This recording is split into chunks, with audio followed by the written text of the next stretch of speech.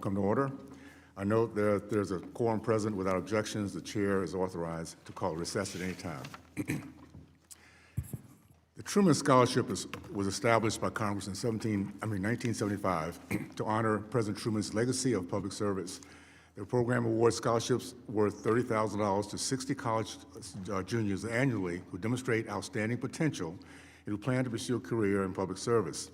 These funds are to be used for graduate study in American universities in fields such as government, military, and nonprofit service. Along with the monetary awards, being a Truman Scholar comes extensive access to mentoring, special programming, and network opportunities. A recent American Enterprise Institute report found that most of the Truman Foundation's work, paid for by taxpayers, are from a fund Congress set up years ago with an annual budget allocation of $3 million. Recent studies, however, found that significant evidence that the Truman Foundation selects liberal students far more often than conservatives. And while past recipients of the Truman Scholarship include prominent conservatives such as Justice Neil Gorsuch and Congressman Dusty Johnson, today we'll hear testimony from College Fix that in the last 10 years, liberal winners outnumber conservatives 14-1. We'll also hear testimony from American Enterprise Institute that not a single winner in the last 4 years professed interest in causes such as protecting the rights of the unborn or defending the Second Amendment.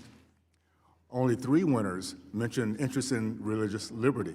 By contrast, the foundation selected at least 74 winners professing interest in the progressive causes such as immigration rights, racial justice, DEI, and LGBT issues. This bias is a direct result of who is selecting the winners. On the regional review committees, which interview and select students, liberal-leaning interviewers outnumber conservative-leaning interviewers by a 4-to-1 ratio. The officers and board of trustees also lean overwhelmingly left, while a few conservatives, such as on our own committees, at least Stefanik, serve on the board. They are outnumbered by Democrats. The officials and staff of the Truman Foundation include former researcher for Vice President Al Gore, a consultant for the Clinton Global Initiative, a staffer from President Obama, and a former CEO of the Roosevelt Institute, a liberal think tank honoring Franklin Roosevelt. In short, the officers and board, the panel interviewers, and the students they select lean overwhelmingly left. And they do this, by the way, with taxpayer funds. Imagine there was a taxpayer-funded award in which supermajorities of March for Life staffers, NRA staffers, and Heritage Foundation officials awarded taxpayers funds for 14 MAGA students for every 1 Democrat student. If this bias was funded by the American taxpayer, the progressive left would be absolutely irate. And yet the exact reverse is happening. Liberal students are awarded Truman Awards by 14-to-1 ratios. And Democrats want to pretend there's no evidence of bias, and this is simply unacceptable. As then, Chairman Fox, Chairman Alderholt, and I wrote in a letter to the Truman Foundation in 2024, as a publicly funded award charged with preparing our civic leaders for tomorrow, the Truman Scholarship should be, at a minimum, a reflection of the country's breadth of values, viewpoints, and interests. However, if the Truman Scholarship functions as a career booster solely for students of a particular political persuasion, it should no longer be worthy of congressional support, taxpayer funding, or exalted in the public image. So with that, I'd like to yield to my ranking member, Ms. Adams, for her opening statement. Thank you, Mr. Chairman, and thank you to our witnesses today for being here. And let me start with a number that says a lot about the crisis that we're facing. The cost of attending college today is 40 times higher than it was in 1963. I think I was probably a sophomore in high school. That kind of increase doesn't just affect students during college. It follows them long after they graduate. Student debt now keeps millions of Americans from buying a home, starting a family, saving for retirement, or simply living the life that they hope for. And we know the burden of student debt doesn't fall equally.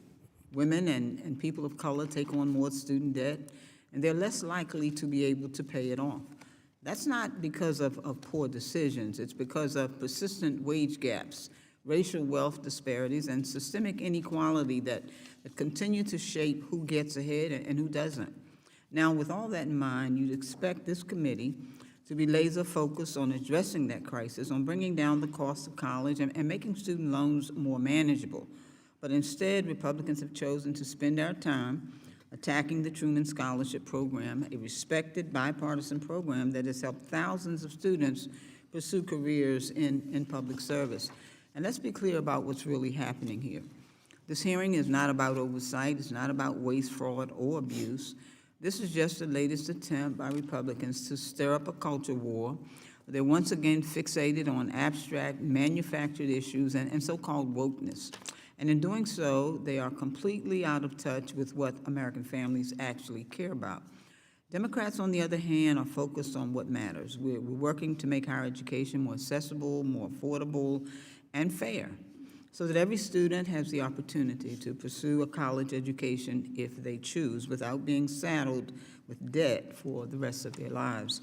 And if we want to discuss real threats to students, let's start with this big, ugly law, which Republicans and President Trump pushed through earlier this year. That law didn't just fail to solve the student debt crisis, it doubled down on it. And so this law focuses or forces student loan borrowers into an unaffordable repayment plan that raises monthly payments by nearly $200 more for the average borrower. And that does not offer loan forgiveness after 20 or 25 years. It also eliminates forbearance options for low-income borrowers, even if they're facing serious life challenges like medical bills and child care costs or job loss. That makes it harder, not easier, for struggling Americans to get back on their feet. And by eliminating Graduate Plus loans, capping Parent Plus loans, and limiting access to Pell Grants, the law pushes students into predatory private loan markets where they'll face higher interest rates and fewer protections. It even blocks students with full scholarships from receiving Pell Grants if their school believes their basic needs are already covered, regardless of the student's actual financial situation. And to make matters worse, the Trump administration is also illegally dismantling the Department of Education, putting equal access to higher education further at risk, specifically by moving the Office of Post-Secondary Education, which oversees the majority of programs Congress has authorized under the Higher Education Act, to the Labor Department, the Department of Labor, to the administration, is undermining the law and making it harder for institutions like our HBCUs and students to access the tools that they need to succeed. And so while Republicans are holding hearings to attack a scholarship program, they're also backing policies that make college more expensive, make loans harder to repay, and leave students and families with fewer options. And that's why Democrats have reintroduced the Loan Act, the Lowering Obstacles to Achievement Now Act, to confront the student debt crisis head-on. This bill would double the Pell Grant, lower interest rates, streamline repayment options, and lower monthly payment amounts, and make the Public Service Loan Forgiveness Program more accessible to public service workers. By improving how we finance higher education, the Loan Act would make loans easier to take out, easier to pay off for students now and in the future. Instead of staging partisan attacks on programs like the Truman Scholarship, we should be working together to pass serious reforms. The American people aren't asking us to fight over culture war buzzwords. They're asking us to make college affordable and to ensure that the next generation has a fair shot. Thank you, Mr. Chairman. I yield back.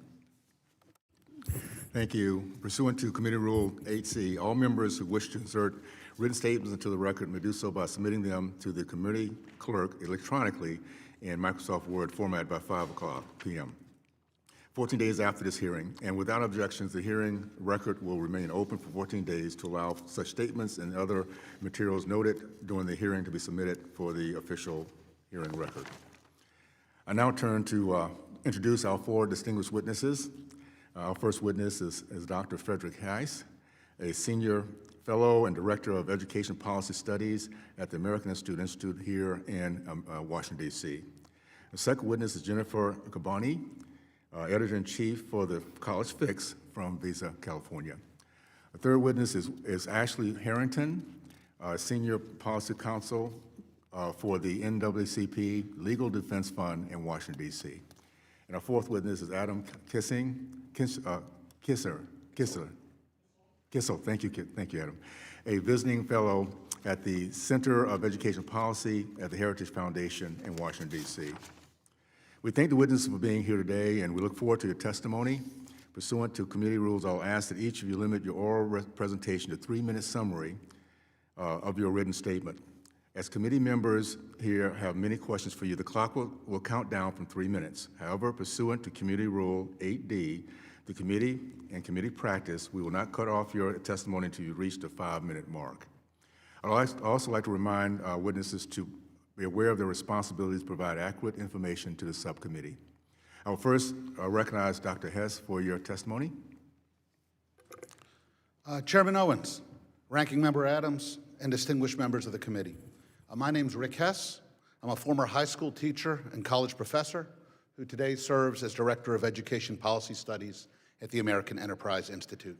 50 years ago, Congress established the Truman Scholarship Program to identify aspiring leaders and cultivate their commitments to careers in public service. Truman Scholars receive funding, access to special programs, and preferential hiring for federal jobs. The congressionally established program relies on taxpayer funds and proclaims, when it comes to cultivating leaders, our diversity is our strength. Well, in 2024, AEI's Joe Pitts and I examined the research interests of the 2021, 2022, and 2023 Truman Scholarship recipients. Of the 182 scholars, those interested in 4 prominent left-leaning issues outnumbered those interested in 4 prominent right-leaning issues by better than 12 to 1.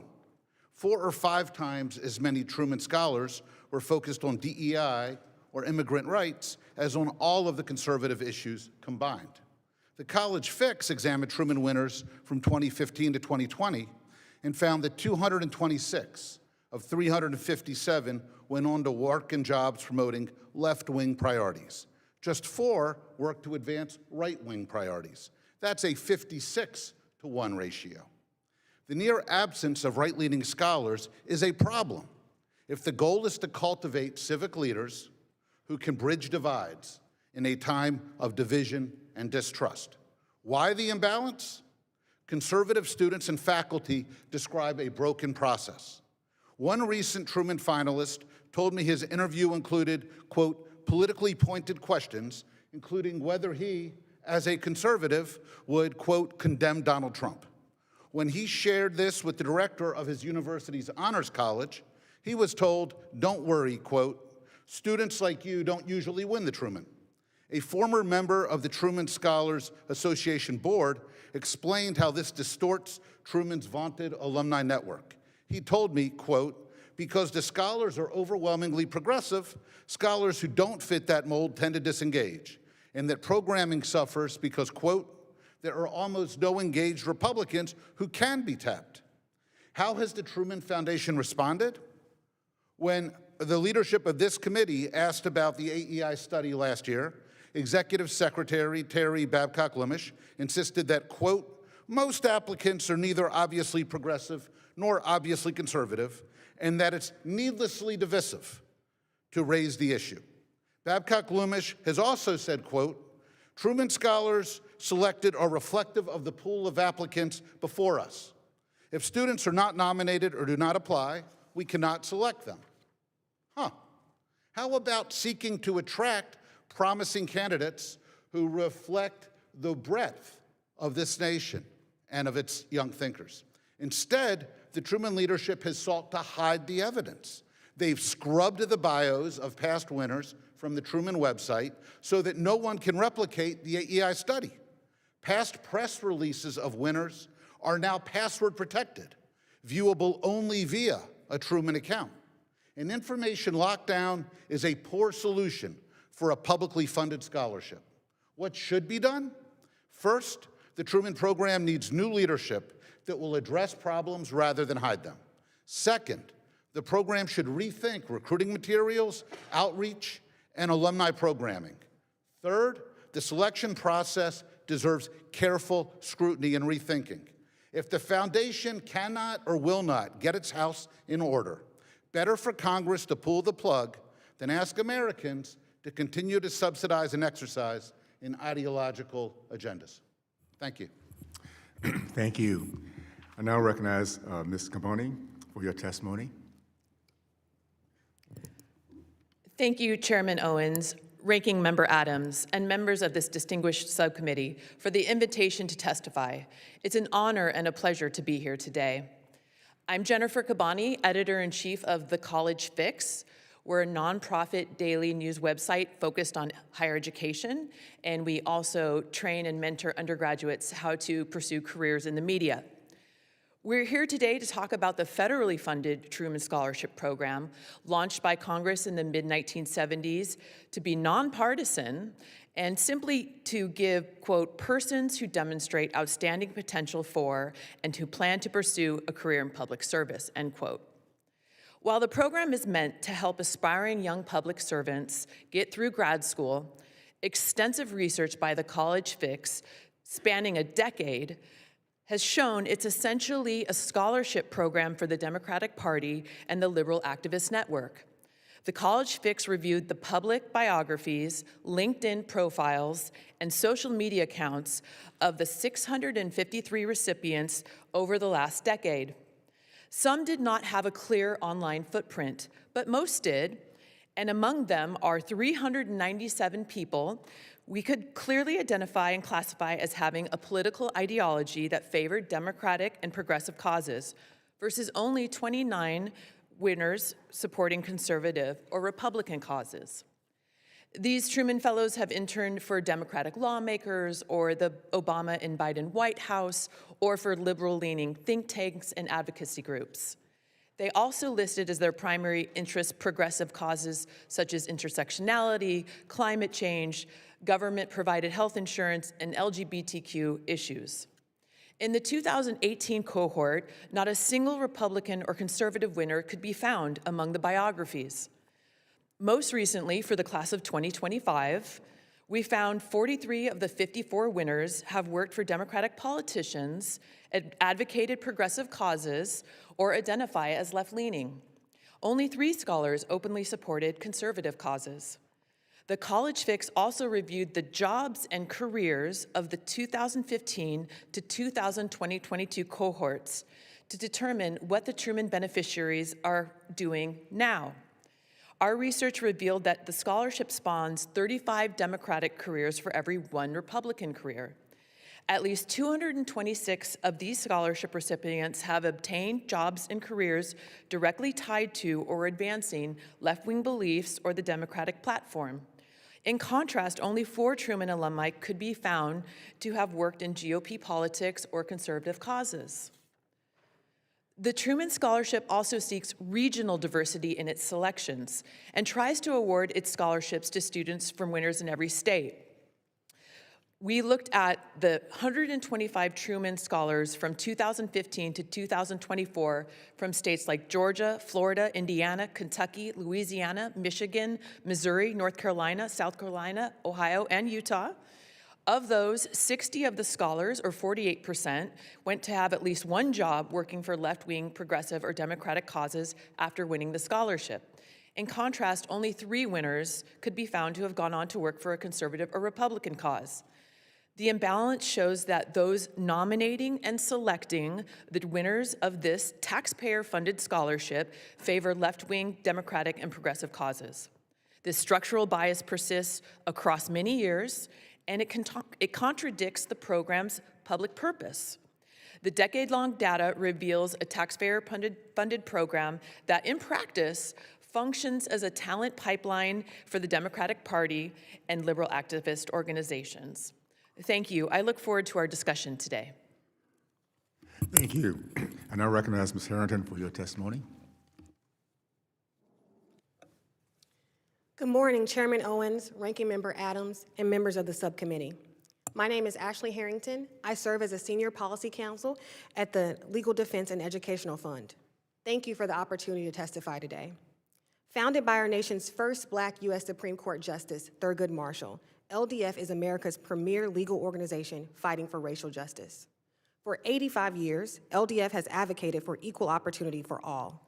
We work to dismantle barriers that hold people back because of their race, their zip code, or the wealth they were born into. Since the historic U.S. Supreme Court decision in Brown v. Board of Education, which LDF litigated and won, we have continued to fight for the rights of Black students to receive high-quality, equitable educational opportunities as guaranteed by the 14th Amendment.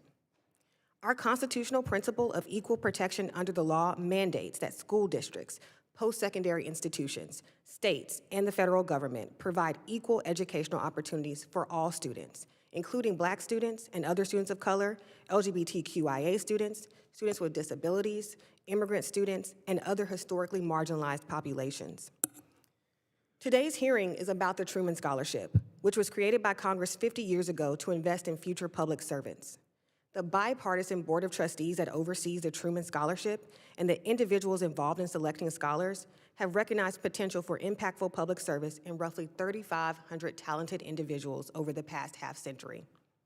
These scholars are selected without regard to partisan identity and pursue varied fields of study, ranging from law and policy to public health and education. Attempts to label broad categories of public service as inherently partisan are harmful, but we know what this is. This is just the latest action in the continuous effort of the Trump administration and its congressional allies to infringe upon the First Amendment rights of individuals by attempting to punish those who disagree with the administration's ideologies. But public service has no ideology. And public service certainly cannot be cabined only to those views and issues that the administration favors. Regardless, the Truman Scholarship represents an appropriation of $3 million a year and directly impacts just 50 to 60 students annually. The cuts to the higher education safety net made in the One Big Beautiful Bill are of far greater consequence to the millions of Americans who have never even heard of the Truman Scholarship. They are the students who are already struggling with student debt, the parents unsure how they will pay for their children's education, and the working adults trying to return to school to improve their lives. Every year, millions of students enroll in college, and millions more pursue graduate and professional degrees. They do so because they understand the earnings premium and opportunities that come with education. But they also do so with growing anxiety about affordability, debt, and whether our systems are truly designed to support them. They include students of color, first-generation students, veterans, adult learners, and low-income Americans, current and future students who are counting on this committee to care about their economic mobility and their access to opportunity, not just talking points. The Truman Scholarship's $3 million is a drop in the bucket compared to what our nation spends on higher education each year. Across programs and departments, we spend hundreds of billions of dollars every year on higher education, with about $120 billion allocated to students in federal grants and loans alone. There are 43 million Americans shouldering $1.6 trillion in student debt. That is why I hope today's conversation can shift towards making our entire higher education system more affordable and accessible for all students, instead of having a narrow, partisan dialogue about the very few who receive this elite scholarship. Instead of removing barriers, the OBBA constructs new ones, pitting everyday Americans against the wealthy few and making it even harder for people to pursue education as a pathway to a better life. But there is another way. Congress can increase the Pell Grant, invest in historically Black colleges and universities, and minority-serving institutions such as predominantly Black institutions. They can ensure that grad students and dependent students have access to the aid needed to pursue higher education. Ensure that there are truly affordable repayment options for student borrowers that include pathways to debt relief. They can strengthen protections against predatory institutions, and they can protect the Department of Education, because none of this is possible unless it is fully resourced to enforce civil rights, administer aid, and oversee institutions. The pursuit of racial justice and equal opportunity for all should be a shared value and not exclusive to a single party. Students and families deserve more from their policymakers. They deserve a higher education system that opens doors rather than closes them, and a Congress committed to ensuring that opportunity is not reserved for the privileged, but available to all. Thank you. Thank you so much. I last like to recognize Ms. Kissel for your testimony. Thank you, Chairman Owens, Ranking Member Adams, and members of the committee. My name is Adam Kissel. I am a visiting fellow for higher education reform at the Heritage Foundation. The views I express today are my own and should not be construed as representing Heritage. I also was Deputy Assistant Secretary for Higher Education Programs at the Education Department in the first Trump administration. Thank you for this opportunity to outline some ideological biases in the structure and rhetoric of the Truman program, and I'll offer 2 ideas for addressing them. First, the program steers applications to the left and discourages applications from the right. Just look at the website. The sample application responses have several examples. No example of a successful response is right-coded, while many are clearly left-coded. Topics for the successful essays included environmental racism and community organizing, while unsuccessful ones included students who wanted to study military history, students who are Christians, students who express patriotism. Second, the website directs advisors of applicants to focus on, quote, change agents. This term is commonly used on the progressive left due to its ideology of radically changing American institutions. Likewise, the program privileges, quote, advocacy over other kinds of public service. You can see this for yourself on the website. This rhetoric discourages conservatives from applying because we more often speak of preserving American traditions and values. For us, public service often means supporting what is good in the current order against efforts to change it. Third, the program's regulatory definition of public service, getting into some details here, it's not in the statute. This definition is also somewhat left-coded. The definition emphasizes environmentalism, but not, for example, protection of unborn children. Imagine who would apply if the program instead gave examples of constitutionalists or promoters of strong families or federalism. Fourth, the program excludes MBAs almost entirely from the competition. The positive role of American business and society might be something we'll have to debate another day, but even the left today recognizes how profit-making businesses engage in public service in many ways.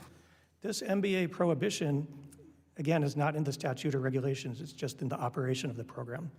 And finally, higher education is skewed deeply to the left, so the applicant pool itself is skewed deeply to the left. So no one should be surprised that right-leaning colleges seldom see the point of sending applicants. Pepperdine, Liberty, Grand Canyon universities, they've had 0 Truman Scholars across the program's entire history. Hillsdale has had just 1. So I have 2 policy ideas or recommendations to consider. Easy one, as Mr. Hess said, is revise the program's regulations and website to remove their biases, including the definition of public service, so that it's as neutral as it can be, not discouraging conservatives or any ideology. And second, an idea to consider is to harmonize the Truman program with a program called the Graduate Assistance in Areas of National Need program, GAN. In that program, the Secretary of Education consults with other agencies and nonprofits, say the National Science Foundation, Department of War, to determine the national need in graduate education. And this process results in priorities that genuinely serve the nation, such as cybersecurity, artificial intelligence, and this is under both Republican and Democratic administrations for the GAN program. These changes would better honor President Truman's legacy, so thank you again for the opportunity to provide this testimony. Thank you so much. Under Committee Rule 9, I will now question witnesses under the 5-minute rule. I will recognize myself for 5 minutes. Dr. Hess, you mentioned the students interested in the 4 prominent left-leaning issues outnumbered those interested in the 4 prominent right-leaning issues by better than 12 to 1. That's truly unbelievable, by the way. If the tables were turned and liberal students were being discriminated against, the left would be irate. Are you aware of any federal education programs where conservatives win 12 times as much as liberals? No, I am not. And I think it's important to understand here that this is not just about partisan balance. The point of the Truman is to recruit young Americans who are interested in public service so that they might so they might serve the needs of the nation.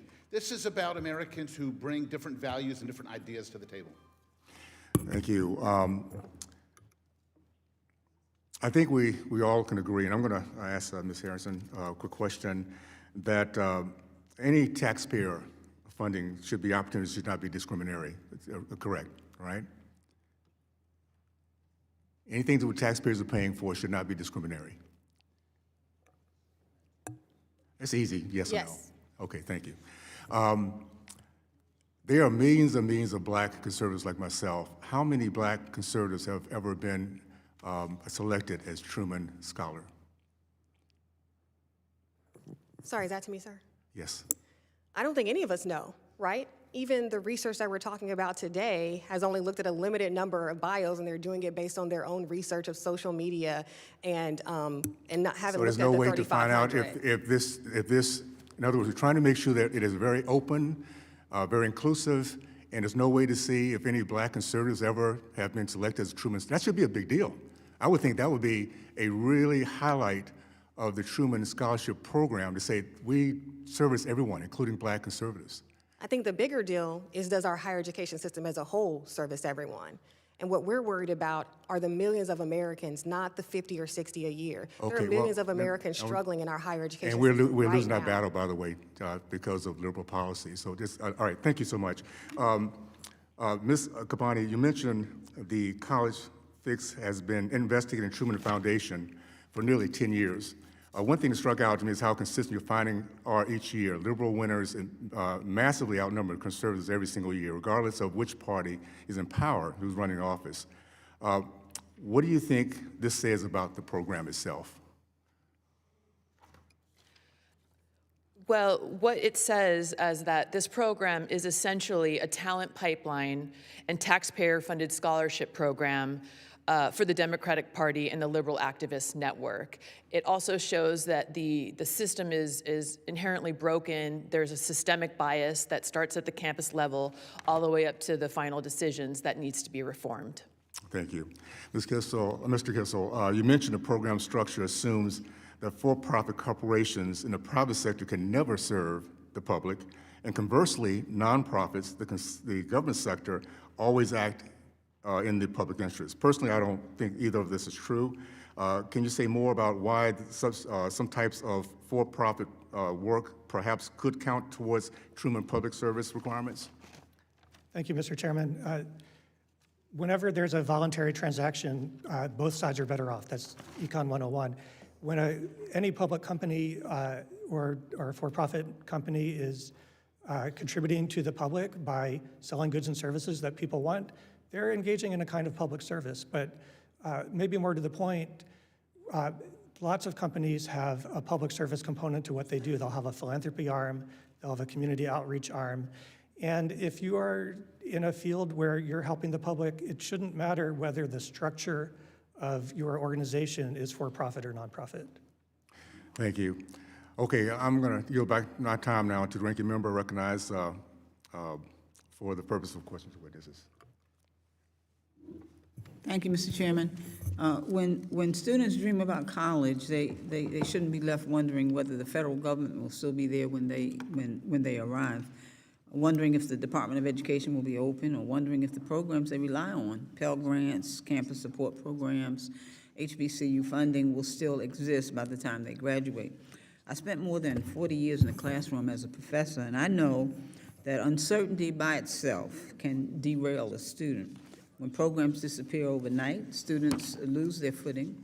And when an entire federal program is put on the chopping block, the consequences are felt in every classroom, every campus, and every community. So let's put the numbers in perspective. The Truman Foundation is receiving a lot of attention today. But students aren't struggling because of the Truman Scholarship. They're struggling because Congress passed a law that gutted Pell, slashed student aid, and weakened the support systems that help low-income and first-generation students stay enrolled. And while we debate a scholarship program that has supported public service for nearly 50 years, we're watching in real time the federal government dismantle the U.S. Department of Education. The Trump administration has laid off nearly half of the department's workforce. It's canceled and withheld billions in grants, and it's signed interagency agreements to move critical functions, including the entire Office of Post-Secondary Education, out of the department altogether. Well, that's not reform.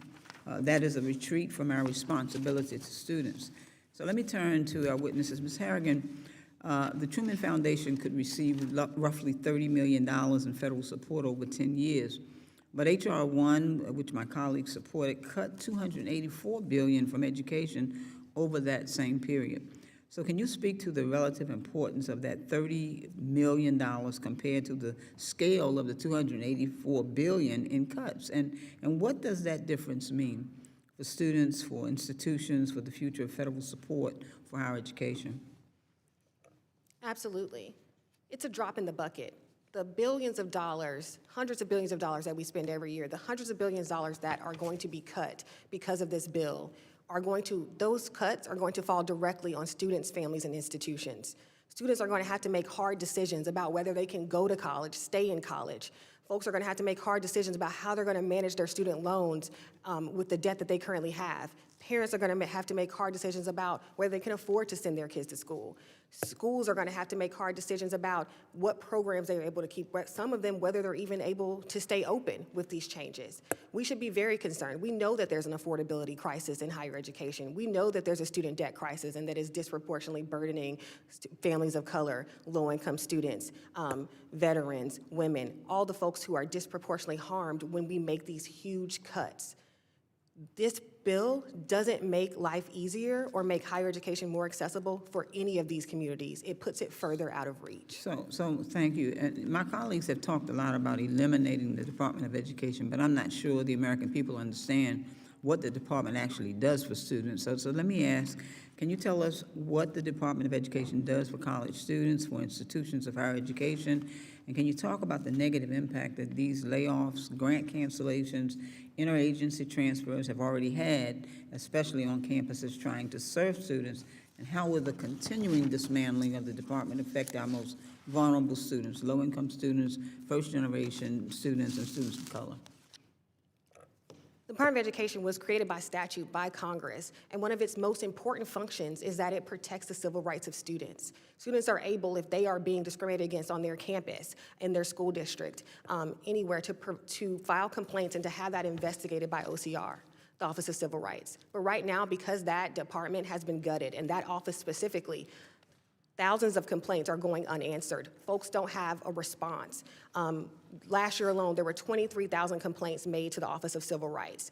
Many of them are still open. Folks have submitted complaints this year. There is no continuity. They have no idea who their case officer is. There is no idea for next steps. And that impacts the schools and institutions as well. Many of them are waiting for guidance on what to do next. They're waiting on guidance on how to handle this. They're trying to do the right thing, but they don't even have anyone they can contact at the department. So let me ask you about the dismantling of this department and the transfer of elimination of core programs and how it affects HBCU's ability to serve their students and strengthen their campuses and continue their mission.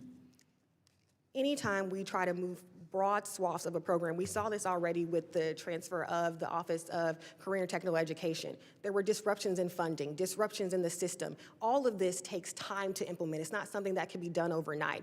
We see this moving to departments where they don't have the expertise, the resources, the years of experience with these programs. And so there are going to be funding disruptions, and that will be most felt by the schools that are most under-resourced. Thank you very much. Mr. Chairman, I yield back.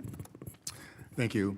I'd like to now recognize my friend from New York, Ms. Stefanik, who is actually a former member, a board member of Truman. Thank you so much, Chairman Owens. Thank you for the witnesses for being here today. I've been tracking these issues quite closely and your work for some time, and most recently as a sitting board member of the foundation, and the first board meeting will be right after this hearing in about 5 minutes. I sent a letter to my fellow board members on May 28th of this year raising serious concerns regarding the ideological bias and impartiality of the scholarship selection process. So I have a few questions for some of the witnesses. Mr. Kissel, based on your work examining ideological issues in higher education, what are the inherent risks to a congressionally established scholarship program like the Truman Foundation when public reporting suggests its selection process may be prioritizing ideological alignment over the merits of leadership and public service? Thank you for the question. Every government body can easily be captured by politics and ideology. Non-governmental bodies can as well. But the problem is especially acute for organizations like the Truman Program, where the members of the foundation are political members. Thank you. Ms. Kabbany, do you believe that the foundation's current lack of transparency in its selection criteria and the makeup of its selection committees make it vulnerable to political and social activism rather than those committed to broad, nonpartisan public service? Absolutely, that can have an impact on who they decide to send forward as the candidates and the fellows. Also on the campus level, those that are deciding who gets put to the regional committees. I mean, they're professors, and we all know 30 to 1 professors are liberals, so they're obviously going to advance candidates who have beliefs and pet causes that they love and they support and they want to see funded. So the bias actually starts at the campus level and then goes to the regional and the final two. So it's really systemic. Thank you. Dr. Hess, I have questioned the will and commitment of the Foundation's board to maintaining ideological neutrality. What specific actions or policy changes should the board and the Foundation immediately implement to restore public trust and demonstrate a genuine commitment to political and ideological neutrality in their selections? It's a great question. Look, and it's important for folks to understand why this matters so much. The Truman Fellowship exists as a model of how we want to encourage young Americans to engage in public service. We want young leaders who can model the breadth of good faith disagreement in this country, who can bridge divides, who can lead us forward. We cannot do this if half of the nation is not at the table. So what kinds of changes are necessary? One, look, the Truman program ought to understand its primary mission as making sure it is inviting all Americans to the table. It needs to recruit aggressively on campuses where it is not currently getting submissions. It needs to make sure it is reaching out to networks it may not have already tapped. There needs to be public transparency and scrutiny about the processes. Right now, the regional review boards, if you survey, as the chairman mentioned, if you survey the makeup of the judges, it's pretty clear that there's a heavy ideological tilt. That needs to be addressed. There need to be clear guidelines on the kinds of questions that should and should not be asked in the interview process. Really, what we need is somebody to approach this with the primary goal of reassuring all Americans, all students, all professors, that we are trying to create a heterodox, inclusive community of scholars who can lead us forward, rather than one that happens to be responsive to orthodoxy on campus. Well, thank you. That's one of my missions and one of the reasons that I requested for this position on the board. And I've been deeply concerned. One of the most egregious examples is there was a 2025 Truman Scholar who publicly espoused for support for Hamas, a U.S.-designated foreign terrorist organization. As you know, I've been a leader in combating anti-Semitism in the higher education space, and we need to address this rise of anti-Semitism with some of the recipients of the Truman Scholarship Program. So thank you very much. Look forward to working with you to try to implement many of these policy reforms, and I yield back. Thank you. I'd like now to recognize my friend from Georgia, Ms. McBeth. Thank you, Mr. Chair, and thank you to our witnesses for being with us today. I've already read your testimonies. Ms. Harrington, my father was president of the Illinois branch NAACP for over 20 years in Chicago and in Illinois at the height of the civil rights movement. And I'm so glad to see you here today to continue the important work to help this country actually live up to its promise of liberty and justice for all people.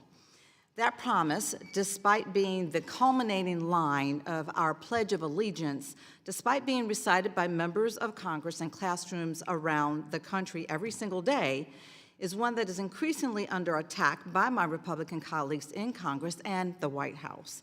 Time and time again, Republicans attempt to demonize programs that make people's lives better as politically biased because they simply don't believe them to be an important role of our government. It isn't about evaluating these programs on their merits or the benefit that they provide. It's about trying to fulfill their narrow view of what the role of our federal government should be. It's about propping up the idea that their way of thinking is the only acceptable one, regardless of the outcomes of the policies that they support.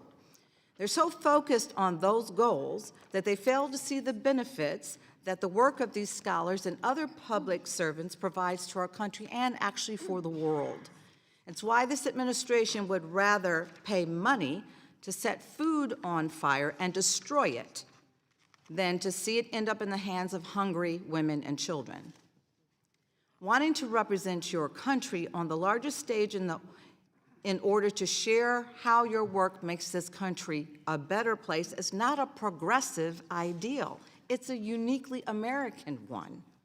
Wanting to lead in spaces like human rights, wanting to eradicate poverty at home and abroad so that all those that are made in God's image can live a decent and fulfilling life, these are not progressive or partisan ideals. These are the things that make millions of Americans take real pride in their lives every single day.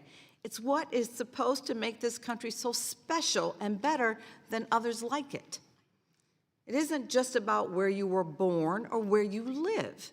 It's about what your country stands for, whether it's really fighting for the ideals or just talking about them out of convenience. Ms. Harrington, as you know, the Truman Foundation requires scholars to take a job in public service for at least 3 of the 7 years after their studies. This suggests the idea that the scholarship's focus on public service itself is the source of the misguided opinion that a disproportionate share of Truman scholars are progressive. Can you please talk about how conservative attacks on the importance and the benefits of public service play a role in the makeup of Truman Scholarship recipients? And if you can do so quickly, I have such short time. I think this is just an attack on dissent, and public service should have no ideology, as you mentioned. And so with bipartisan board of trustees, bipartisan selection committee, they have created a program that values people who are interested in public service, period. It's not about partisan identity, but they're also trying to do an attack on public service and dissent so that they can also impact the services that are provided by these entities, right? And the communities that are impacted by these services. And so it's an idea of not just attacking the beliefs and ideologies, but what organizations, governments can do for the communities they serve. Thank you. So this is clearly just another episode of selective outrage over the use of public dollars. So let's put this in perspective. We are having a hearing today over an annual appropriation that's made by Congress of just $3 million, just $3 million. An appropriation supported by Congress and signed into law by the president. President Trump just sent $20 billion, and that's billion with a B, to help his political allies in Argentina win a foreign election. And the Republican majority will not condemn that as a misuse of public funds. I don't believe any committee or subcommittee has had a hearing on that. Instead, we're using the people's time to examine $3 million specifically dedicated to scholarships meant for people trying to make this country a better and safer place to live.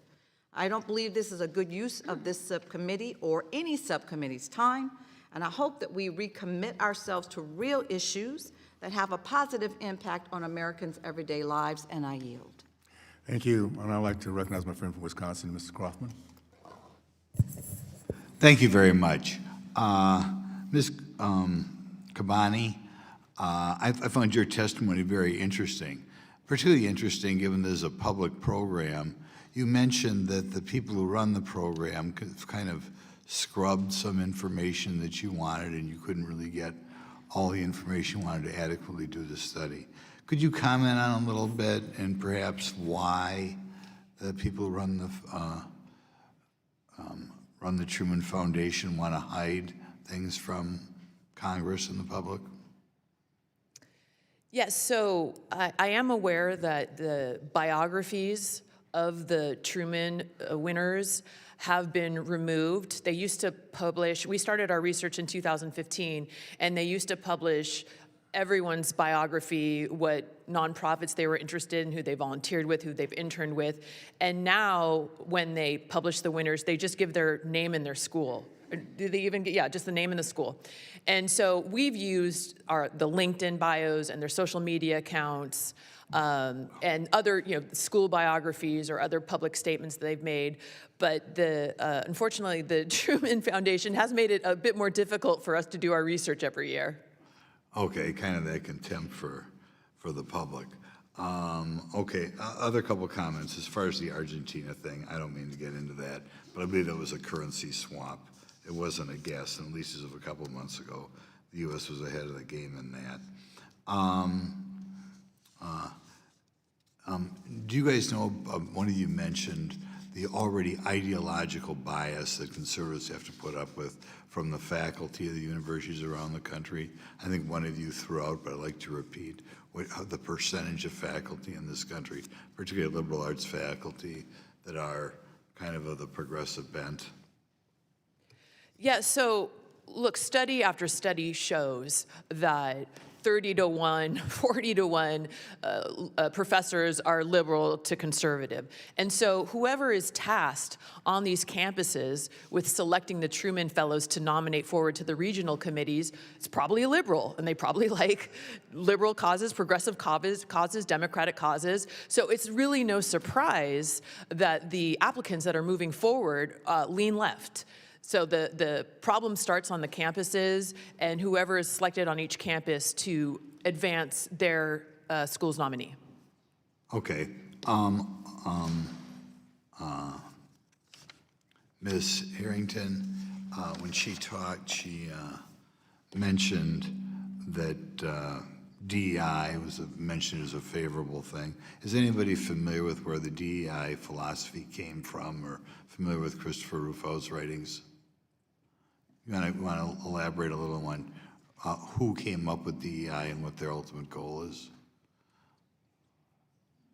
The critical theory started as a school of literary thought more than half a century ago. It was brought into particularly law as a way of pushing back on some of the assumptions of the U.S. Constitution and of established federal law and state law. Well, what is the goal of labeling people by where their ancestors come from? Why is this so obsessed over today? I think there are obviously two schools of thought when it comes to equality. One is that Americans need to be equal under the law. A second is a philosophy of equity. We'll give Jennifer one more question.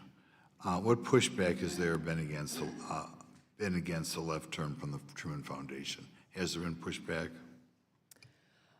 No, they essentially just say, well, we can only field the players we're given. And so, okay, how do we reform the players they're given then? Because if we want to fix this and create some balance, we need to advertise better on campuses to college Republicans, and Turning Point USA, and Young Americans for Freedom, and make sure that maybe the College of Business or the College of Economics, so that a wider net is cast and we get more applicants, and then make sure that the faculty who are selecting these candidates know that they need to put the best person forward, not just the one that mirrors what they believe. Okay, Ms. Harrington, you want diversity. The country right now is about 1/2 Republican, 1/2 Democrat about. Do you think it'd be a good goal for the Truman Foundation to have approximately 1/2 of their recipients more of the conservative bent and 1/2 more of the progressive bent?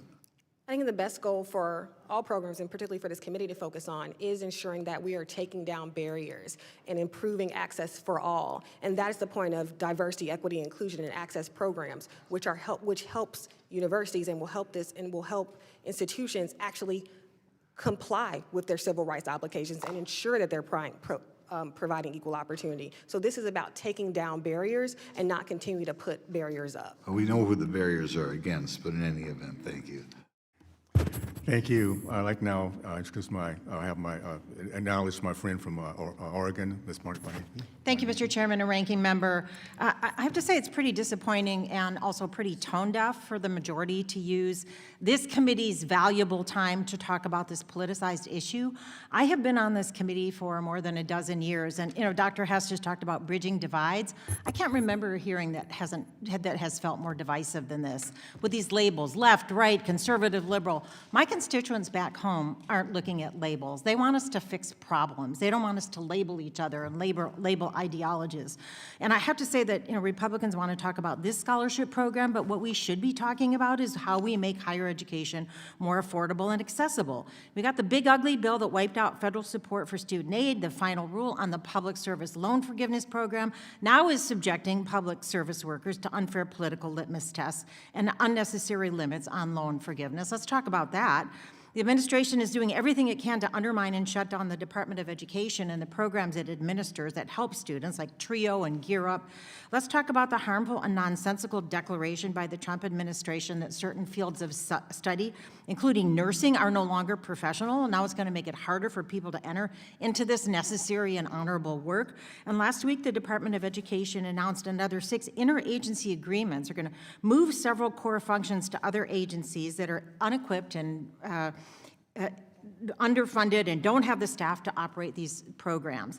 This includes everything in the Office of Post-Secondary Education, which administers critical higher education grant programs and technical assistance. And I want to ask you, Ms. Harrington, what's the role of the Office of Post-Secondary Education in implementing higher education policy and overseeing student-centered grant programs? And what's at stake if students in colleges aren't able to access those services provided by the Office of Post-Secondary Education in a timely manner? It could be catastrophic. Their role is to not just determine how grants are awarded, to determine the qualifications. They work directly with institutions to implement the programs. They work directly with institutions to answer questions, to make sure that the programs are operating effectively, that they're getting to the students that they're supposed to get to and evaluating their programs. So if you move them to another department that has no experience and doesn't have the staff to do this, then you're going to directly impact those institutions and their ability to carry out the programs and the students that relied on the programs. Which is just closing the doors of opportunity to many. And Ms. Harrington, I trust we can agree that public service workers like teachers, nurses, first responders, service members, those are critical jobs despite the low wages and understaffing. So the new public service loan forgiveness rule will continue the Trump administration's legacy of abandoning public service workers by allowing the secretary to determine who's eligible for public service loan forgiveness based on political ideology, which is not what the country expects or needs. Public service workers deserve transparency in a system that works for them. So with that in mind, how will the new final rule on public service loan forgiveness affect the ability of public service workers to remain in their roles and achieve meaningful debt relief? And will it reduce the number of nurses, for example, that will help maintain our healthcare system? And if you could be brief, because I have another question for Dr. Hess. Absolutely, it's going to determine if the Trump administration can take away status as being a PSLF employer. That means fewer folks are going to be able to go into those industries, go into those organizations, and that has direct impact on communities. Thank you very much. Dr. Hess, I just have a couple of yes or no questions. You wrote an article called "Do the Rhodes and Truman Scholarship Have Any Room for the Right?" And you wrote that with a Mr. Joe Pitts, is that correct? Correct. And does Mr. Joe Pitts identify as a conservative? I believe so. Is it correct that Joe Pitts was a Truman Scholar nominee who did not get a scholarship? I believe so. And was that fact disclosed in the article that you wrote? I don't believe so. And you don't think it would be helpful for people reading that article to know that there was a disgruntled Truman scholar who was participating in the report? You don't think that would be helpful for them to know? It didn't seem material to me. Oh, okay. In your May 2025 op-ed called "The Truman Foundation Must Embrace Civic Seriousness," you were the sole author of that, I understand, but at one point you quote an unnamed recent Truman finalist. Was that finalist you quote but did not name Mr. Pitts? No. Okay, I just wanted to clarify that. I submit that many people would be interested in knowing that it was a disgruntled Truman nominee who did not get the scholarship who participated in the report. I think that's important information, and I yield back the balance of my time. Thank you. I'd like to recognize my friend from Guam, Ms. Malone.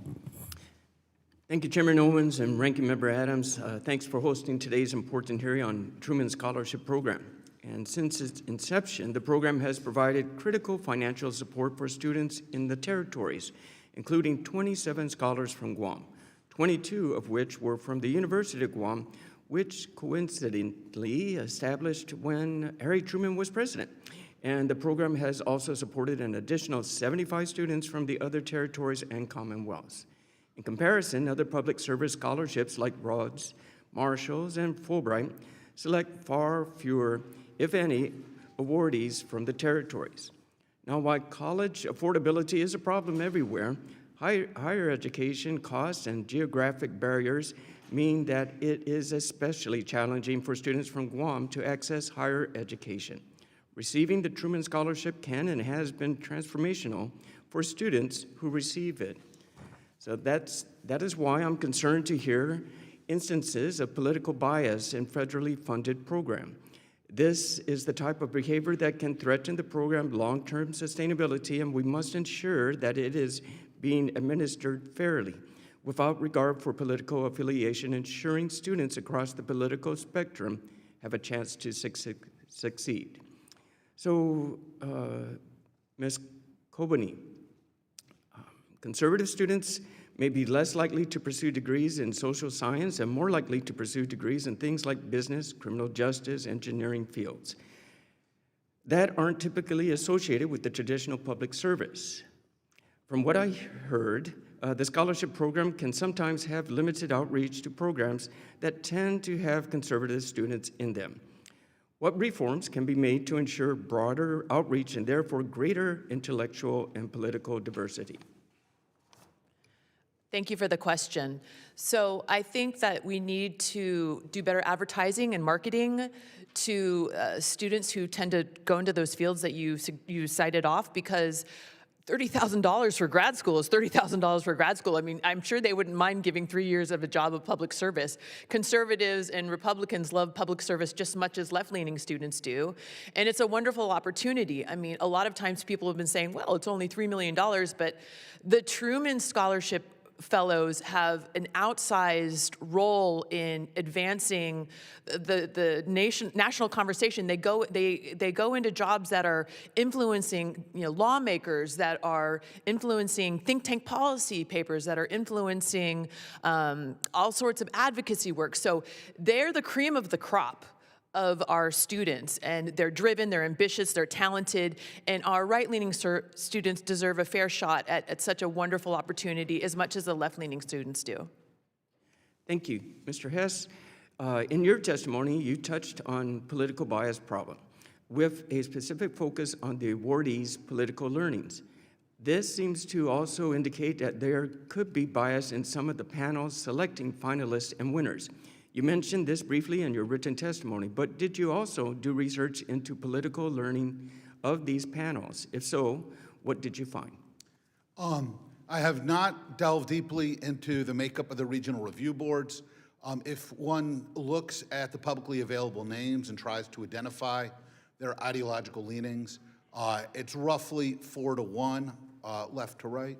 I mean, I think it's useful to understand. I've had a number of former Truman fellows and Truman board members reach out over the last year or so since I wrote this. And one former Truman board member explained that when this question comes up of why there are not more right-leaning folks involved in the program, there generally are 2 responses, he indicated. One was that, look, Republicans and conservatives just aren't interested in public service. That's why they're not here. They just don't want to be here. And the second is, conservatives and Republicans, they're just not as academically accomplished. They're just not as credentialed. So they are losing out in a merit-based competition. Personally, having been a teacher, a professor, and a scholar at AEI for decades, I have not found either of those defenses to ring true.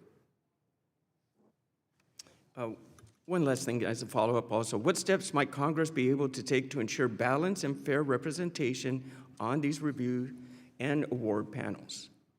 Honestly, I'm less concerned about representation than I'm about fairness and merit. For instance, of the 182 awardees between 2021 and 2023, just 4 looked at cybersecurity and technology. This says to me that the priorities of what judges are looking for and asking about are askew. And so I think what we need is careful scrutiny to ensure that it is public service in the national interest with an eye to forging inclusive, healthy conversation. Thank you very much to the panel. Thank you, Mr. Chairman. Yield back. Thank you. I'd like to recognize my friend from Arizona, Ms. Corhalova. Thank you, Mr. Chairman. I'm deeply frustrated that we're sitting in this committee room listening to Republicans recite the same culture war talking points instead of discussing how we can address college affordability in that crisis. This year, congressional Republicans slashed over $300 billion in federal student aid on top of cuts to Medicaid and SNAP, all to give billionaires a permanent tax break. As a member on the Education and Workforce Committee, I'm disappointed that my Republican colleagues choose to spend taxpayer dollars this way rather than reinvesting in our higher education system to lower student costs. Ms. Harrington, what message are congressional Republicans and the Trump administration sending to students and families and colleges by diverting over $300 billion from students towards tax cuts for the ultra-rich?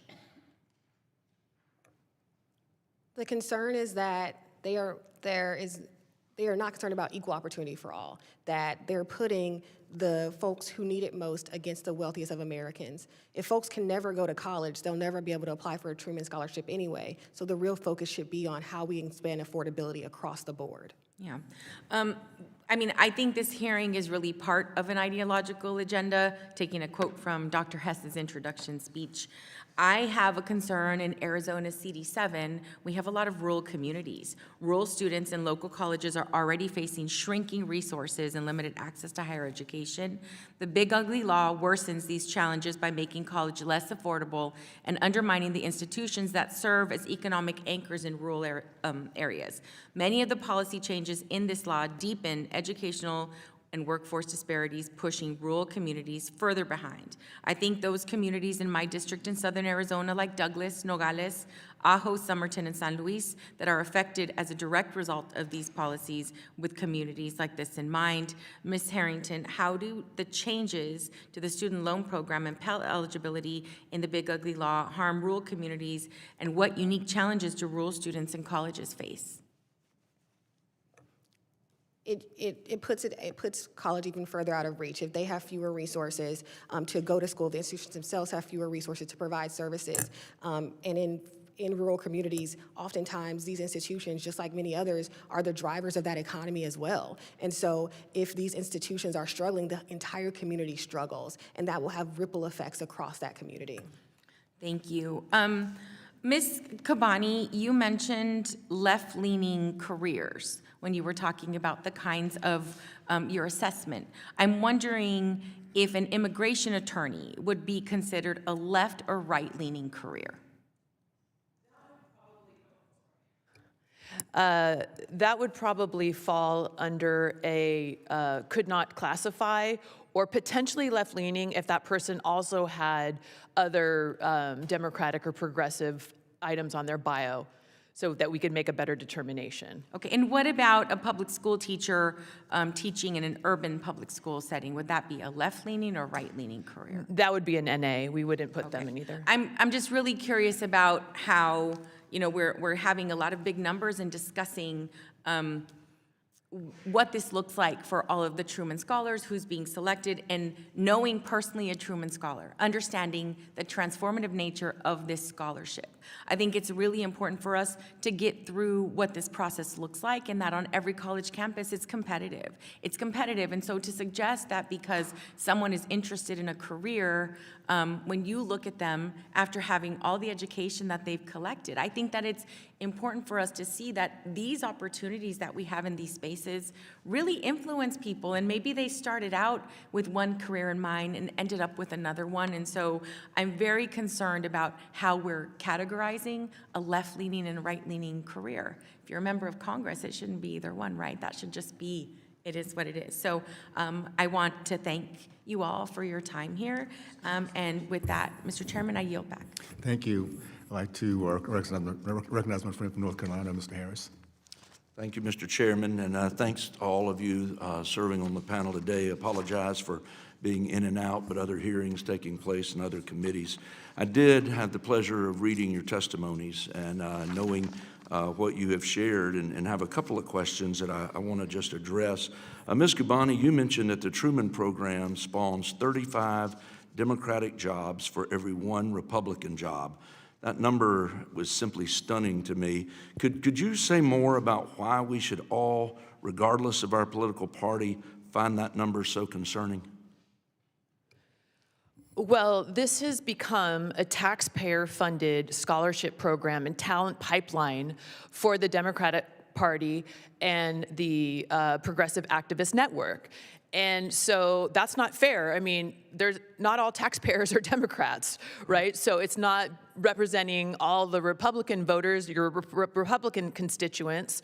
For example, in North Carolina, from 2015 to 2020, there were 11 Truman scholars from your state, and 2 were identified as progressive and Democrat, 0 Republican, and 9 we couldn't identify because we erred on the side of caution. We never wanted to classify wrongly. So, but it just goes to show that in most of the states we looked at, the voting bloc is not represented.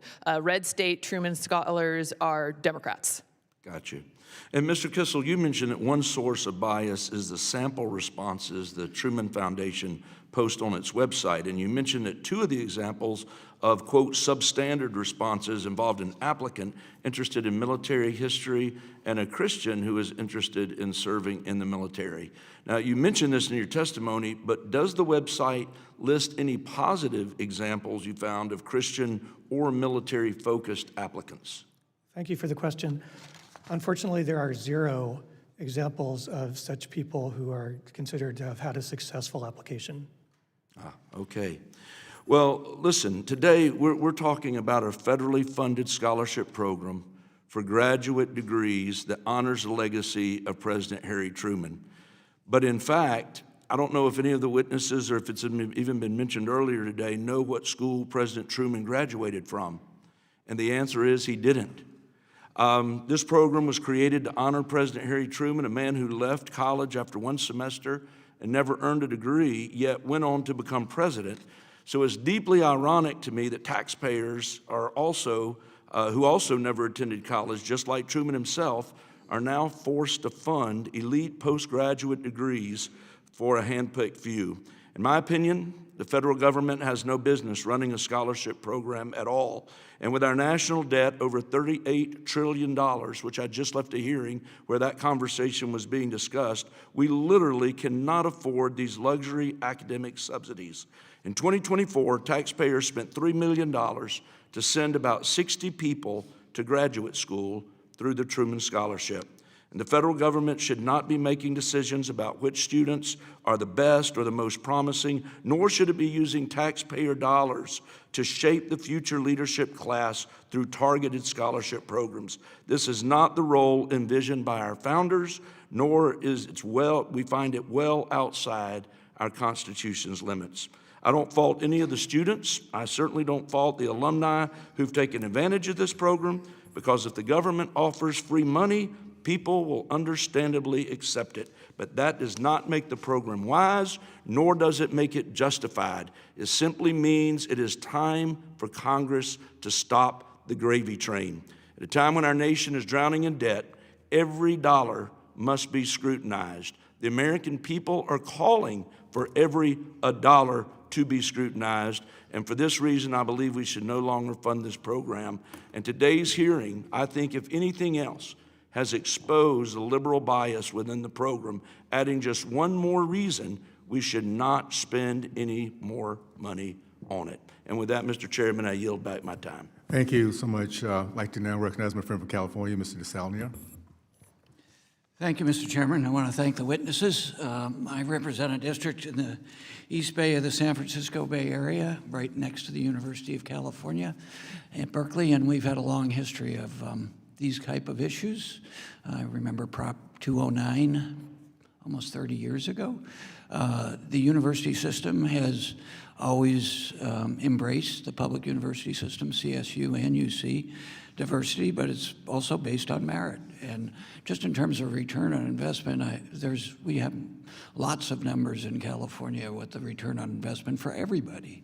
So the idea of merit-based, but ignoring the fact that not everyone starts at the same place. Ms. Harrington, in that regard, we've had lots of challenges at UC, in the system, and at CSU, but particularly Berkeley.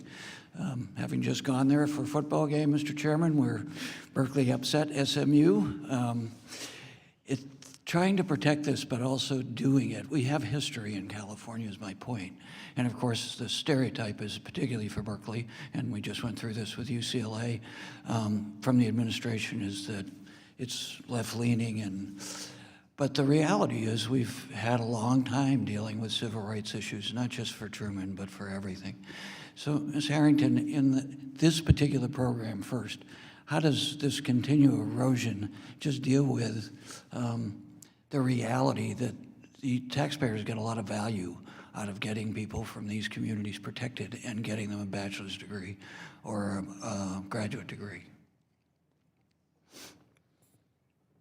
I think the Truman Scholarship is selected by bipartisan groups of individuals. They really seek to pick people based on their commitment to public service. This is not a question of ideological bias. And so the idea is that folks who are going to contribute, who want to give back to the entire community, to the society, is very, very important. And the goal is to take down barriers, not to put up more. But a lot of the folks that would be targeted, from my perspective, in what the administration is doing, the value to the taxpayers is enormous of getting people high degrees in every group, but particularly protected classes. Absolutely. We all benefit when fewer barriers are erected, when more folks have access, when we don't leave talent on the table. The entire society benefits. There have been numerous studies that by not doing something about these barriers, by keeping people out of post-secondary education, by keeping them out of employment opportunities, for instance, we lose trillions of dollars to our economy, actually. And so we all benefit both in terms of real dollars, but also in terms of the society that we're trying to create. And just in general, young people go in to get a bachelor's degree to be special ed teachers. Now they're not part of this right now, but moving that out of the Department of Education, which has been proposed as well, is there's a level of expertise in getting diverse groups, irrespective of their ideology and different perspectives in society, poverty, but also specific needs in our education system. So could you briefly talk about that when we lose these revenue sources so people can compete for them, irrespective of their political ideologies? That's just another barrier for getting a return on investment. And I constantly think that, separate subject, but having spent a lot of this as the ranking member of the Health, Employment, Labor, and Pensions Commission, the President's budget wants to cut NIH, even though return on investment for the National Institutes for Health are almost $3 for every dollar taxpayers put into this. So that's sort of where I'm getting in this question line with you is we get value out of the Truman Scholarship, just like Harry Truman would want, I would think. I think so, and I think the bigger issue is that we also get value out of creating more opportunities for more folks. And so while we sit here focusing on this one scholarship, we should be thinking bigger picture. We should be thinking about how we create opportunities across the board so that we can increase that value. And it certainly seems targeted at a particular group or groups of Americans, this overall initiative that Truman is just a part of. I would think that the NAACP would feel that way, but I don't want to put words in your mouth. I think we believe in the value of public service, and so we support making sure that there are pathways for folks to go into public service, whether it be through the Truman Scholarship, through other programs, folks who are just trying to go through grad school with regular federal student loans, regular federal grants, who have to navigate this complex system, this more expensive system that's being created by this big, beautiful bill. And so what we are concerned about is how we make sure that more pathways are being created and not focusing on trying to close one small pathway.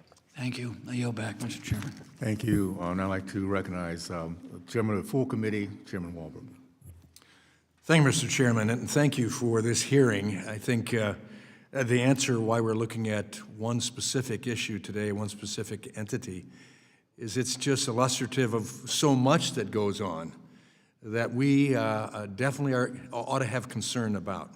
That monolithic entity called U.S. Department of Education has failed, and all that is surrounding that, we're starting to find there's a lot of cancer in the system.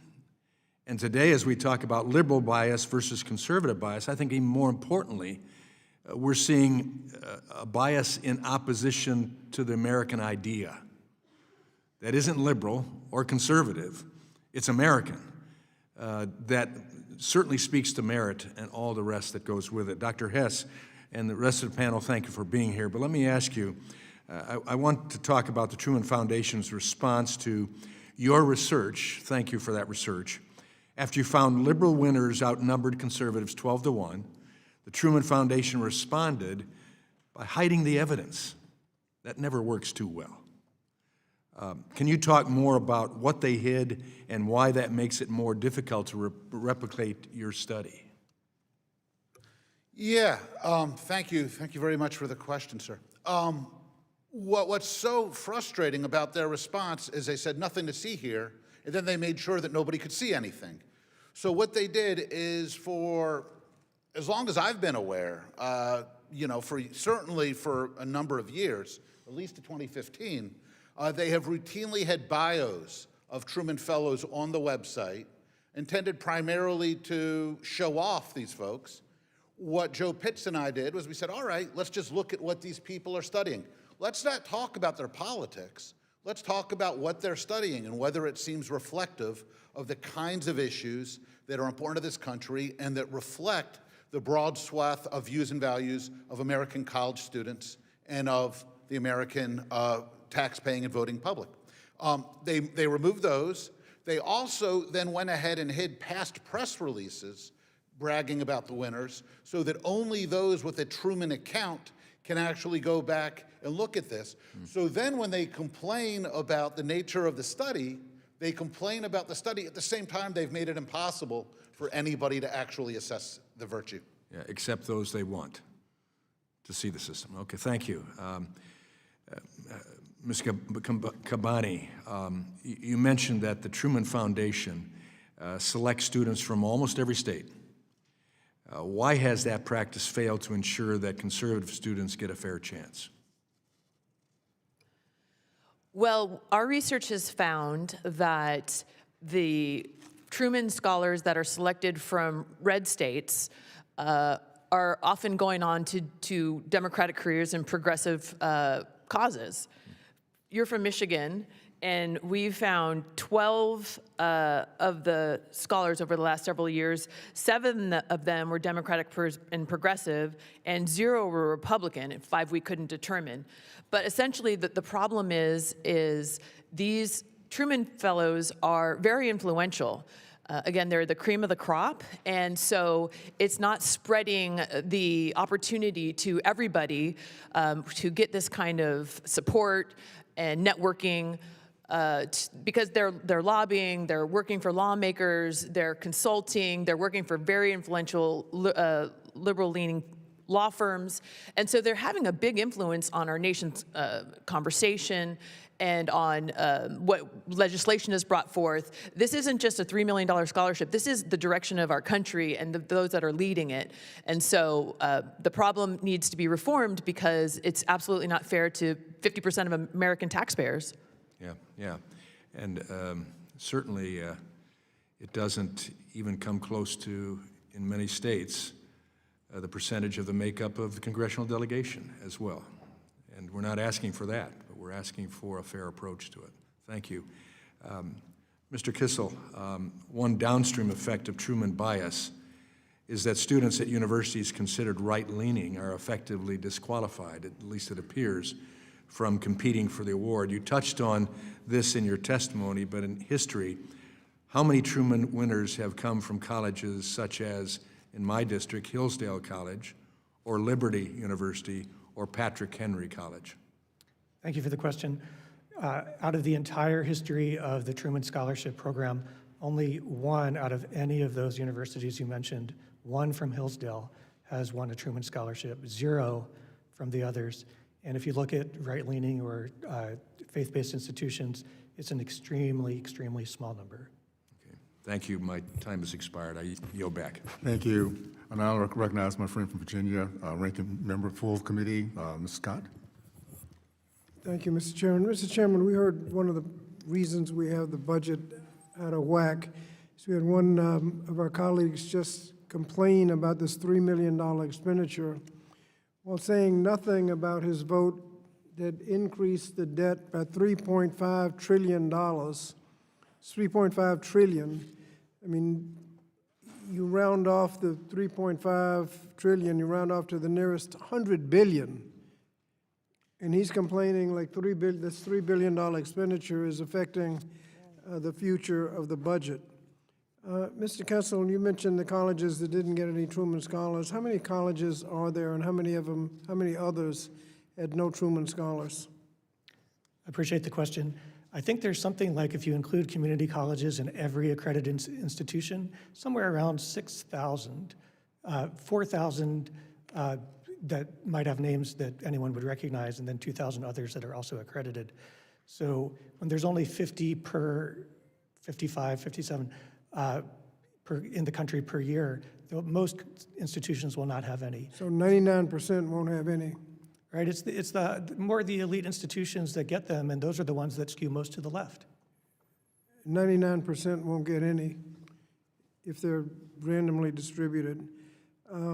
Mr. Hess, did you study any other fellowship programs to see if they have this kind of bias? The Rhodes Scholarship, sir. And what did you find there? Similar findings, sir. Similar finding? Yes, sir. Well, you could consider left-leaning if you have an interest in racial justice. Is that right? Yeah, that's right. DEI in particular was coded as racial justice. That's not a universal kind of idea, but that's a left-leaning, disqualifying fact. Do you need to balance that off with people that oppose racial justice? No, sir, it was a priority. For instance, religious liberty tends to be coded as right-leaning, sir. Religious liberty. Now, by religious liberty, you mean like charitable choice that allows grantees of federal contracts to discriminate based on religion, so that if you have a federal contract, if a religious organization has a federal contract, they can have a policy that we don't hire Catholics, Jews, and Muslims? No, I mean that in the biographies of the Truman Fellows, when they describe their research interests as related to advancing religious liberty. Well, that's what I mean by religious liberty. That's the conservative position on charitable choice, that you allow discrimination based on religion. None of the Truman Fellow bios got into the question of, at that level of specificity. Okay. Climate change is a left-leaning idea, is that right? That's how we coded it, sir, that's right. Okay, now, how many college students fail to recognize the scientific fact of climate change? What portion of college students fail to recognize the scientific fact of climate change? I don't know. What portion of college faculty prospective college faculty can get hired if they say they don't believe in science?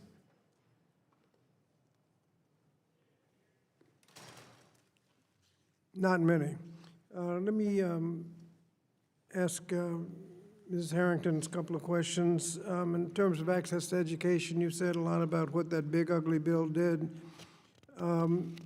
Just generally, what does that do to access to education?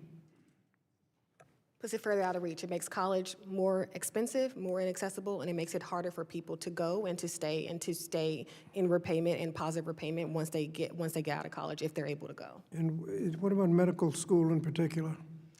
It's going to put it out of reach for many students of color, and so we're going to have a dearth of black and brown doctors, lawyers, nurses, teachers, all because of these caps that are made and the lack of investment put back into these professions and communities. Are you familiar with what the Department of Education is trying to do with the public service loan forgiveness in terms of eligibility based on ideology? Yes, sir. And how does that work? It has the same chilling effect in terms of which folks are able to go into these professions and whether they're going to be able to stay in them, and then what services these organizations will be able to provide. Thank you, Mr. Chairman. Thank you. I'd now like to recognize my friend from Missouri, Mr. Andre. Thank you, Mr. Chairman, and thank you to all the witnesses for being here today. When Congress established the Truman Scholarship, it made this finding: because of the desirability of encouraging young people to recognize that political and provide service in the highest and best traditions of the American political system at all levels of government, it is especially appropriate to honor former President Harry S. Truman through the creation of a perpetual education scholarship program to develop increased opportunities for young Americans to pursue and prepare careers in public service. Congress did not say left-wing students, did not say students interested in climate change or DEI. It said to prepare and pursue careers in public service. And I think that should include all students, left, right, and center. But we've got to ask ourselves today, is the Truman Scholarship encouraging young people to participate in public service at the highest levels, or at least equally? And I think, unfortunately, the answer is no. The program only encourages some young people to serve the public. Mr. Hess, as you mentioned in your testimony, over the past 10 years, Truman Scholars pursuing careers in left-wing politics outnumbered those pursuing conservative politics at a 56-to-1 ratio. That speaks for itself. I mean, prima facie, I looked at this testimony preparing for this hearing, and I just said, okay, we just need to get rid of this damn thing. We just need to get rid of it. It's irredeemable. Whenever there's a pot of money, the left manages to get in there and take it over.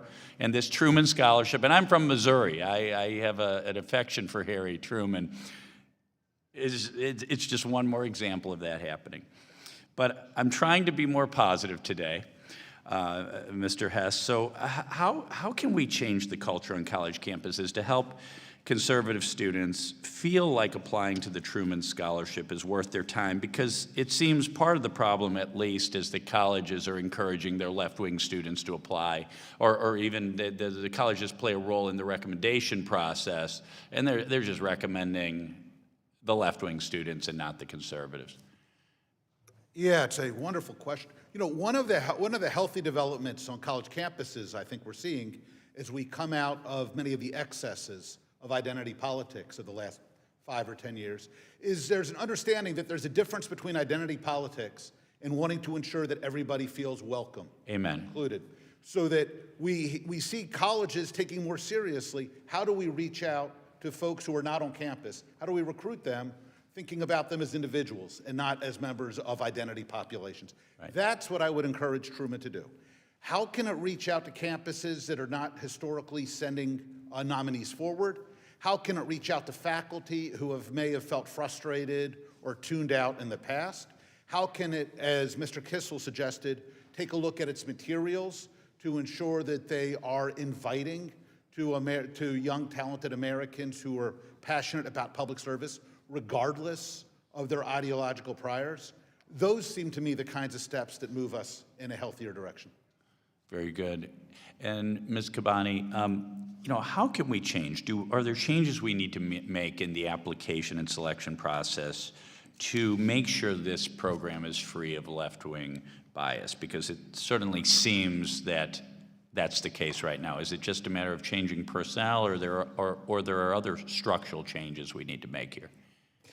I'm like you. I want to be positive and think we can fix this, we can change it, we can reform it. But it's... Because another option is to zero it out. Well, that's the thing. And, we've been doing this for 10 years. We've been doing this research for 10 years. And every time we give the Truman folks leading this program the information, they shrug their shoulders. Yeah. And now here we are 10 years later before Congress.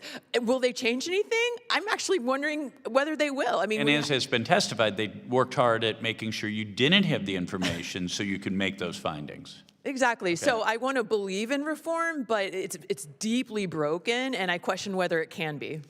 No, I do as well. And You know, it occurs to me, you know, Mr. Hess, the problem with the Truman Scholarship is not only that conservative students are being sidelined. I think a lot of our discussion is centered on that, but also that left-wing students are being given a leg up. You know, they're giving a leg up as the farm club for the next generation of left-wing activists or left-wing politicians. That just seems antithetical to a free democratic society. I think it does. I also think it represents something of a distortion of the mission of the Truman Fellowship. You know, one of the points that Congress made half century ago in establishing the program was it recognized President Truman's commitment to national well-being, to national security. Well, if you look at the winners of Truman Fellowships today, they tend to be much more focused on current cultural advocacy, and you find remarkably few who are focused on cybersecurity, on national defense. Sure. So what's happening is part of the reason you're seeing this bias is because we're leaning away from the exact kinds of national imperatives that this program is supposed to cultivate. Thank you. I yield back, Mr. Chairman. Thank you. Thank you. I'd like to recognize my friend from Florida, Mr. Fine. Well, thank you, Mr. Chairman. And we've talked a lot in this hearing about the rise of the left and the left's pernicious influence over this program. I'd like to talk about something that arguably is worse, and the Truman Fellowship's embrace of Muslim terror. I will not have any questions for Mr. Kissel, given his institution's views on anti-Semitism and its embrace of it, but I will have a couple of questions to Dr. Hess and Ms. Kabbany. Last year, a student at Harvard who immediately after the worst day for Jews in the world since the Holocaust, 1,200 were killed as thousands of Hamas terrorists and, to be clear, Gaza Arab civilians streamed across the border, engaged in a genocide to kill as many Jewish men, women, and children as they could find, a genocide that only stopped because the IDF repelled it several days later. A student at Harvard who embraced this, embraced Muslim terror, was awarded one of these scholarships. I'm curious from either of you, any insight you have, any description you can have, because this to me is beyond liberal bias. This is a flat-out embrace of Muslim terror and the fact that U.S. taxpayer dollars are being used to fund terrorists. So I'm curious if either of you have any insight to share on this situation. What's more troubling is that this is not an isolated phenomenon. Shortly after the 2023 barbaric Hamas attacks on Israel, a letter was issued by winners of many prominent fellowships, Rhodes Scholars, Truman Scholars. There were hundreds of names affixed. If I recall right, it was about 55 or 57 Truman winners from the prior 3 years. Signed a letter lamenting Israeli genocide and calling on the need for the U.S. to refuse to provide support for Israeli self-defense. No such letter either denouncing or responding to the Hamas atrocities was forthcoming from any of these individuals. So I think there absolutely is a pathology that we have seen on campus, much of it supported with foreign money, and we have seen it bleed into winners of these elite programs. And for a program established to honor President Truman with a primary goal to providing public service in the U.S. national interest, it is an appalling state of affairs. And I would note that President Truman was the person who recognized the State of Israel. Ms. Kabbany, do you have any thoughts on this? Just that the example that you raised from Harvard of the young man who supports Hamas and terror is the quintessential example of why we're here, because they're advancing candidates who truly don't represent America, and in many cases, not all, but just this example is one. It's a problem. It needs to be reformed, and when we brought it to their attention, they just don't care. They shrug their shoulders. Representative Stefanik had asked for a review of that particular individual, and they basically, I think, ignored that request. So the legislature needs to hold the Truman leaders more accountable for their choices and their actions, which is, I think, really the primary reason why we're here today is to get that ball rolling. Well, I can only give my view on this. I have zero desire to reform the Truman Fellowship. I'm not interested in borrowing $3 million from my children and grandchildren to give it to people who would like to kill them. So I believe that we should shut down the program and be done with it. So thank you all for being here, and I yield back my time. Thank you so much. We'll now move to closing remarks. I'd like to recognize Ms. Adams for her closing remarks.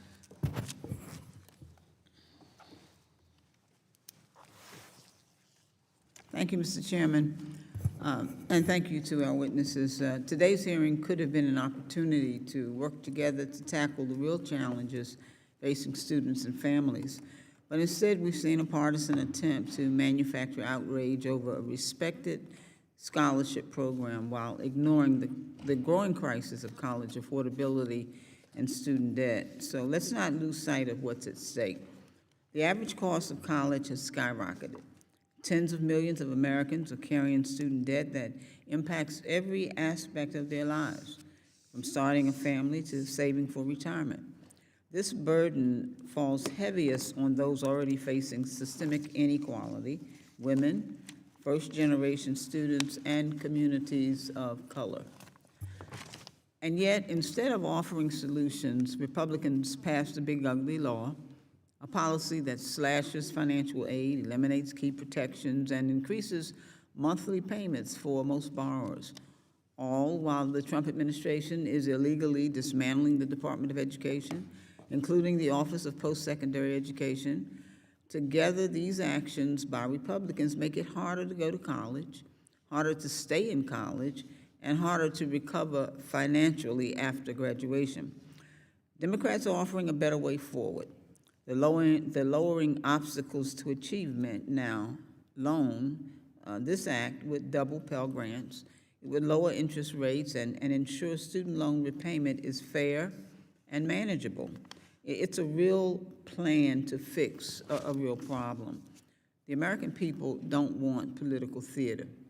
They want us to lower costs, expand opportunity, and give every student a fair shot. And that's what we're fighting for.